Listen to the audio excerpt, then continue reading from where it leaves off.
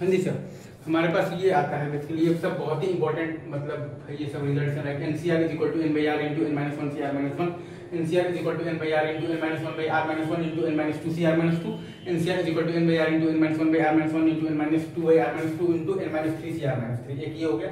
दूसरा है आपके पास R into NCR is equal to N into N minus one C are minus one, R into R minus one into NCR is equal to N into N minus one into N minus two C are minus two, R into R minus one into R minus two into NCR is equal to N into N minus one into N minus two into N minus three C are minus three.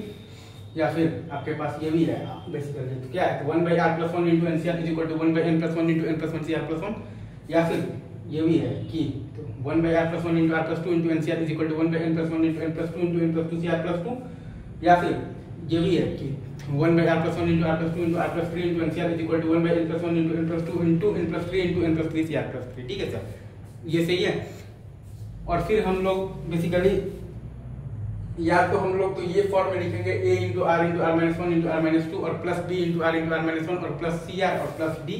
या फिर हम लोग लिखेंगे तो कौन से form में लिखेंगे, तो ये वाले फॉर्म में लिखेंगे, लाइक a बाई लिखेंगे r plus one into r plus two into r plus three और प्लस अपन लिखेंगे b by r plus one into r plus two और प्लस अपन लिखेंगे c by r plus one और प्लस अपन लिखेंगे d।